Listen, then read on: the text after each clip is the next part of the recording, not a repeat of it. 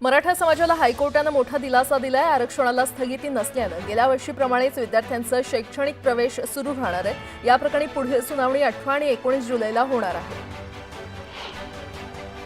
बुलढाण्यात काँग्रेसला पुन्हा मोठा झटका बसलाय। माजी जिल्हा परिषद अध्यक्षांसह 2 माजी जिल्हा परिषद सदस्यांनी भाजपमध्ये प्रवेश केलाय। मुख्यमंत्री देवेंद्र फडणवीस यांच्या उपस्थितीमध्ये हा प्रवेश पार पडला। श्रीरामपूरमध्ये शरद पवारांनी मीनाताई जगधने यांची भेट घेतली। मीनाताई जगधने शरद पवार यांच्या भगिनी आहेत। सदिच्छा भेट घेतल्याची त्यांनी माहिती दिली आहे। प्रहार जनशक्ती पक्षाचे प्रमुख बच्चू कडू यांचे गेल्या काही दिवसांपासून आमरण उपोषण सुरू आहे। प्रशासन त्याची दखल घेत नसल्याने बुलढाणा जिल्ह्यातील प्रहार आक्रमक झाली। प्रहार नेते अजय टप चक्क टॉवरवर चढले असून त्यांनी आंदोलन सुरू केले। निमशासकीय कर्मचाऱ्यांसाठी आनंदाची बातमी आहे। निवृत्त कर्मचाऱ्यांना करार पद्धतीने भरती 65 वर्षांपर्यंत काम करता येणार आहे। रिक्त पदांचा ताण कमी करण्यासाठी हा निर्णय घेण्यात आला आहे। छत्रपती संभाजीनगरमध्ये सिद्धार्थ उद्यानातील भिंत कोसळल्याच्या दुर्घटनेची आपबीती सांगितली आहे। यावेळी मृत्यू झालेल्या महिलांच्या नातेवाईकांना अश्रू अनावर झाले। आगामी स्थानिक स्वराज्य संस्थांच्या निवडणुका भाजप आणि मित्रपक्ष महायुती म्हणून एकत्रितपणे लढणार असल्याची घोषणा मुख्यमंत्री देवेंद्र फडणवीस यांनी अकोल्यात केली। काही ठिकाणी उमेदवार वेगळे असले तरी लढत मैत्रीपूर्ण असेल असंही त्यांनी यावेळी नमूद केलं। स्थानिक स्वराज्य संस्थेच्या निवडणुकीच्या पार्श्वभूमीवर ठाण्यातील निवासस्थानी एकनाथ शिंदेंच्या उपस्थितीमध्ये महत्त्वपूर्ण बैठक पार पडली। या बैठकीत कार्यकर्त्यांसह पदाधिकाऱ्यांनी उपस्थिती लावली होती। जिजाऊ संघटनेचे संस्थापक अध्यक्ष निलेश सांबरे शिवसेनेमध्ये पक्षप्रवेश करणार आहेत। एकनाथ शिंदेंच्या उपस्थितीमध्ये शिवसेनेमध्ये ते प्रवेश करणार आहेत। ठाकरे गटाकडून नितेश राणेंना डिवचणारे बॅनर्स 3 हात नाका परिसरात लावण्यात आलेले आहेत आणि हे बॅनर्स ठाण्याच्या जाहिरात विभागाने काढले। मात्र या बॅनरमुळे राजकीय वर्तुळात चर्चांना उधाण आलं होतं। खासदार श्रीकांत शिंदेंनी ठाण्याच्या कळव्यात जनता दरबार घेतला। यावेळी शिंदेंकडून अनेक नागरिकांच्या समस्यांचं निराकरण करण्यात आलं। दिव्यातील बेडेकर नगरमध्ये एका परप्रांतीय फेरीवाल्यानं आपल्या कुटुंबासह एका मराठी तरुणावर चाकूने हल्ला केला। तरुणाच्या टेम्पोचा फेरीवाल्याच्या छत्रीला धक्का लागला। या वादातून मारहाण करण्यात आली। संपूर्ण घटना सीसीटीव्हीमध्ये कैद झाली। सध्या पावसाळा सुरू झाला असून अनेक डेंग्यू मलेरियासारखे साथीचे आजार डोकं वर काढतायत आणि त्यामुळे पालिकेचा आरोग्य विभाग ॲक्शन मोडवर आले। नवी मुंबईच्या कोपरखैरणेत पतीनं आपल्या मुलांच्या डोळ्यासमोर पत्नीची निर्घृण हत्या केली। चारित्र्याच्या संशयावरून ही हत्या करण्यात आली आहे। हत्येनंतर आरोपीनं नस कापून आत्महत्येचा प्रयत्न केला। नवी मुंबईतील शिरवणे जुईनगर येथील खेळाचं मैदान नवी मुंबई पालिकेनं रद्द केल्यानं नागरिक आक्रमक झाले आहेत। या नागरिकांनी पालिकेच्या मुख्यालयावर मोर्चा काढत निषेध नोंदवला। बदलापूरच्या महावितरणाच्या कार्यालयातील केबिनमध्ये अधिकारी उपस्थित नसताना देखील फॅन आणि इतर विद्युत उपकरणं सुरू असल्याचं पाहायला मिळालं। त्यामुळे एकीकडे नागरिकांना वीज बचतीचं आवाहन करणाऱ्या महावितरणाकडूनच विजेची उधळपट्टी सुरू असल्यानं याबाबत संताप व्यक्त केला जातो। आणि आता एक मोठी बातमी। तुळजाभवानी मंदिर परिसरात तंबाखू आणि तंबाखूजन्य पदार्थांचं सेवन करून थुंकणाऱ्या 8 पुजाऱ्यांवर मंदिर संस्थांनं कडक कारवाई करण्याची भूमिका घेतली आहे। मंदिराच्या शिस्तीला बाधा निर्माण करणाऱ्या अशोभनीय वर्तनामुळे संबंधित पुजाऱ्यांना कारणे दाखवा नोटीस बजावण्यात आली आहे। या पुजाऱ्यांना 3 महिन्यांसाठी मंदिर प्रवेश बंदीची कारवाई होण्याची शक्यता निर्माण झाली आहे। संबंधित पुजाऱ्यांनी मंदिर परिसरात तंबाखूजन्य पदार्थ खाऊन थुंकल्याचं सीसीटीव्ही फुटेजमध्ये दिसलं होतं। त्यामुळे मंदिर प्रशासनानं तातडीनं दखल घेत संबंधित पुजाऱ्यांना नोटीस बजावलेली आहे।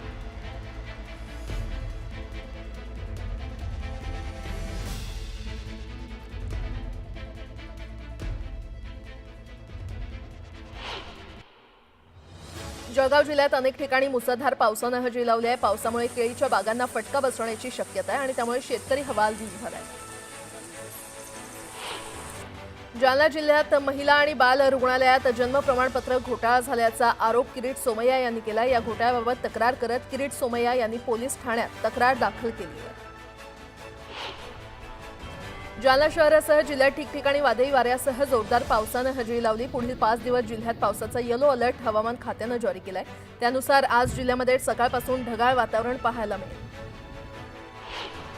वाशिम जिल्ह्यामध्ये रिठद, आसेगाव, किमखेड, आणि मुंगा यासह अनेक ठिकाणी वादळी वाऱ्यासह जोरदार पाऊस पडला। या पावसामुळे शेतकऱ्यांमध्ये आनंदाचं वातावरण आहे।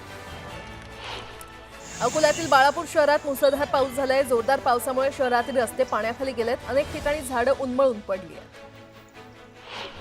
जनशक्ती शेतकरी संघटना जलसंधारण कार्यालयाविरोधात आक्रमक झाली आहे। पाझर तलावाची बोगस बिलं काढल्याचा आरोप करण्यात आलाय। यावेळी जलसंधारण कार्यालयाला काळे फासत कारवाईची मागणी केली आहे। कारवाई न केल्यास मंत्रालयावर मोर्चा काढण्याचा इशारा देण्यात आलाय।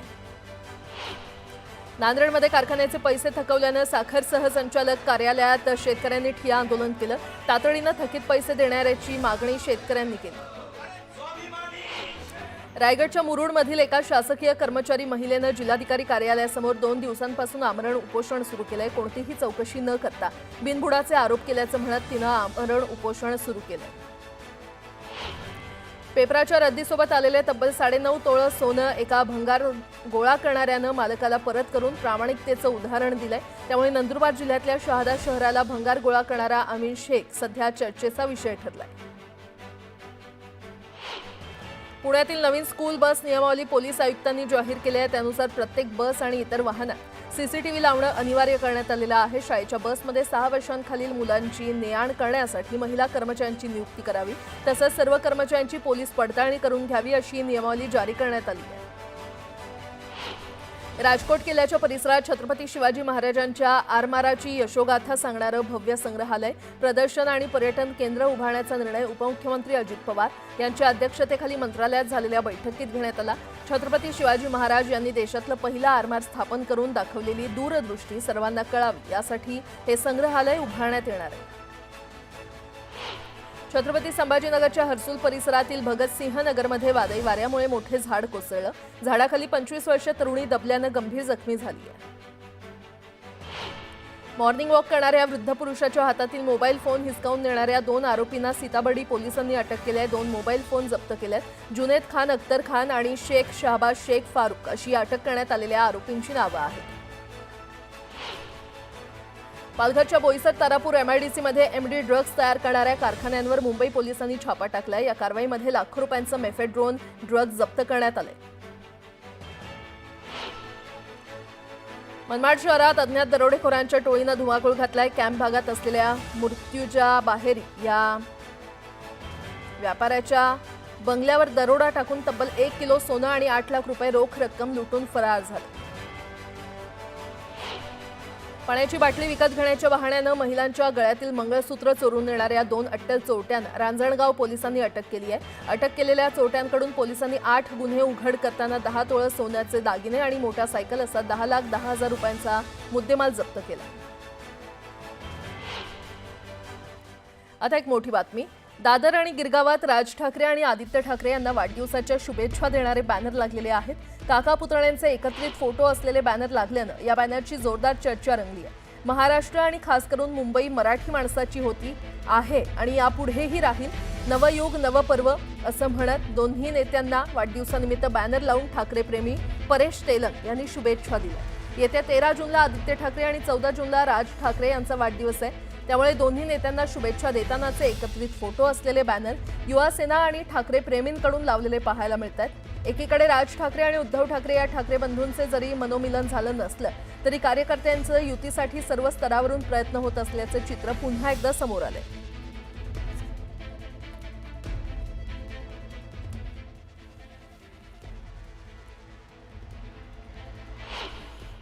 मुख्यमंत्री सौर कृषी वाहिनी योजनेअंतर्गत विदर्भातील शेतकऱ्यांना दिवसा 12 तास मोफत वीज पुरवठा केला जाणार असल्याचं मुख्यमंत्री देवेंद्र फडणवीस यांनी सांगितलंय। त्यांनी स्पष्ट केलंय की या योजनेद्वारे डिसेंबर 2026 पर्यंत 16,000 मेगावॅट वीज निर्मितीचं उद्दिष्ट ठेवण्यात आलंय।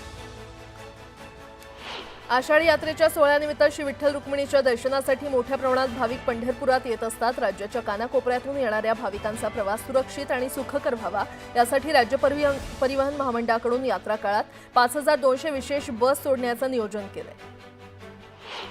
पंढरपूरला जाणाऱ्यांसाठी मध्य रेल्वेनं आनंदाची बातमी दिली आहे। आषाढी एकादशी निमित्त मध्य रेल्वेनं पंढरपूर आणि मिरजसाठी 80 आषाढी विशेष गाड्या चालवण्याची घोषणा केली आहे। 1 जुलै ते 10 जुलै दरम्यान या रेल्वे गाड्या सोडण्यात येणार आहेत।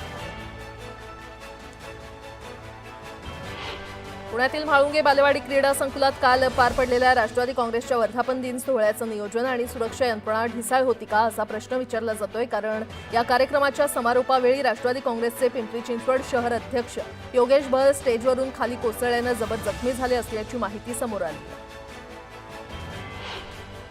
शंभूराज देसाई गटाकडून होणाऱ्या टीकेला सत्यजित पाटणकरांनी प्रत्युत्तर दिलंय। आम्ही छत्रपतींच्या उपस्थितीमध्ये भाजपमध्ये पक्षप्रवेश केला, तुम्ही पक्षाशी गद्दारी करून गुवाहाटी सुरतला पळून जाण्याचं काय कारण होतं असा सवाल त्यांनी देसाईंना विचारलेला आहे। त्यामुळे साताऱ्यामध्ये महायुतीमध्ये जुंपण्याची शक्यता आहे। संघ लोकसेवा आयोगानं पूर्व परीक्षा 2025चा निकाल जाहीर केलाय। यानंतर पुढच्या मुख्य परीक्षेसाठी 14,161 उमेदवार पात्र ठरलेले आहेत। तर 4 उमेदवारांचे निकाल हे कोर्टात केस सुरू असल्यानं तुर्तास थांबवण्यात आले। राज्य सरकारनं पुणे महापालिकेची प्रभाग रचना तयार करण्याचे आदेश दिलेले आहेत, पण त्याचं वेळापत्रक अद्याप महापालिका प्रशासनाला प्राप्त झालं नसल्यानं केवळ हे काम लगेच सुरू होणार नाही। ऑपरेशन सिंदूर म्हणजे लहान मुलांच्या कम्प्युटरवरचा गेम खेळला गेला असं वक्तव्य काँग्रेसचे नेते नाना पटोले यांनी केलंय। भारतानं आधीच कल्पना दिल्यानं पाकनं माणसं हटवली असा आरोपही काँग्रेस नेते नाना पटोले यांनी केलाय। व्यापारासाठी ट्रम्प यांच्या सांगण्यावरून ऑपरेशन सिंदूर थांबवलं असा आरोपही पटोले यांनी केलाय।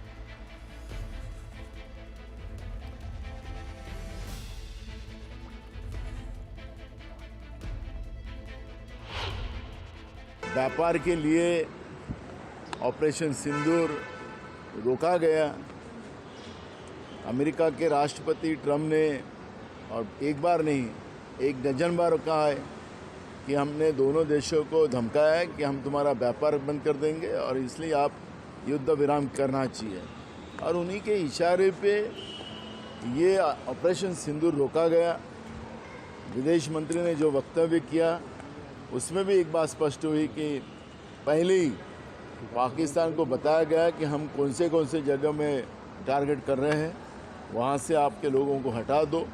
तो इसका मतलब है कि कंप्यूटर में जो छोटे बच्चे गेम खेलते हैं वो गेम खेला गया और जो आतंकवादियों ने हमारी बहनों का सिंदूर छीना था उनके बारे में देश के प्रधानमंत्री ने क्यों नहीं बात रखी, ये भी सवाल देश की जनता के सामने है। आणि बातमीपत्रामध्ये आता पुन्हा एकदा बातम्या पाहूयात वेगवान स्वरूपात। महाराष्ट्र राज्य माध्यमिक आणि उच्च माध्यमिक शिक्षण मंडळाच्या 10वी-12वीच्या जून-जुलैमध्ये होणाऱ्या पुरवणी परीक्षेची प्रवेशपत्र उपलब्ध होणार आहेत। ही प्रवेशपत्र ऑनलाईन पद्धतीने मंडळाच्या या संकेतस्थळावर गुरुवारपासून उपलब्ध होतील। हेडलाईट नादुरुस्त झालेले असताना रात्रीच्या वेळी एसटी बस अंधारात धावल्याची धक्कादायक घटना देवळा कळवण या मार्गावर घडलेली आहे। रस्त्यावरून जाणाऱ्या कारमधील प्रवाशानं याचा व्हिडिओ काढून सोशल मीडियावर व्हायरल केलाय। या घटनेमुळे जुनाट झालेल्या एसटीचा प्रश्न पुन्हा ऐरणीवर आलाय। चिपळूणमधील खेरडी बाजारपेठेत पैसे देण्याच्या वादातून राडा झाला। भाजी घेतली आणि पैसे अंगावर फेकल्यानं हा वाद झाला। दरम्यान पोलिसांनी हस्तक्षेप करून वाद मिटवला। भारत गौरव यात्रेअंतर्गत प्रथमच धावलेल्या छत्रपती शिवाजी महाराज सर्किट ट्रेनमधील 700 पर्यटकांनी शिवनेरी किल्ल्याला भेट दिली। यावेळी छत्रपती शिवाजी महाराजांच्या जयघोषानं किल्ले शिवनेरी दुमदुमून गेलं होतं। पालखी सोहळ्यात वारकऱ्यांची पावसामुळे गैरसोय टाळण्यासाठी यंदा पहिल्यांदाच जर्मन हँगर उभा करण्यात येणार आहे। पालखी मार्गावर 12 ठिकाणी हे मंडप असतील। यासह स्वच्छता, तात्पुरते स्वच्छतागृह, आरोग्य सुविधा, हिरकणी कक्षाची व्यवस्था केलेली आहे। आदिवासी बहुल यवतमाळ जिल्ह्याच्या कोलाम पोडावर सध्या गाव बांधणीचा उत्सव सुरू असून गावातील कुणीही बाहेर जाणार नाही किंवा बाहेरचा कुणीही 5 दिवस आत येणार नाही असा कडक नियम गाव बांधणी दरम्यान पाळला जातो। नियम तोडणाऱ्याला दंड आकारण्यात येतो। तर यावेळी पोडावर अहोरात्र नृत्य, गाणी आणि मनोरंजनाचा आनंदोत्सव असतो। वैष्णवी हगवणे मृत्यू प्रकरणातील आरोपी पती शशांक हगवणे आणि निलेश चव्हाण या दोघांना वेगवेगळ्या प्रकरणात न्यायालयानं 14 जूनपर्यंत पोलीस कोठडी सुनावली आहे। हे दोघे येरवडा कारागृहात आहेत।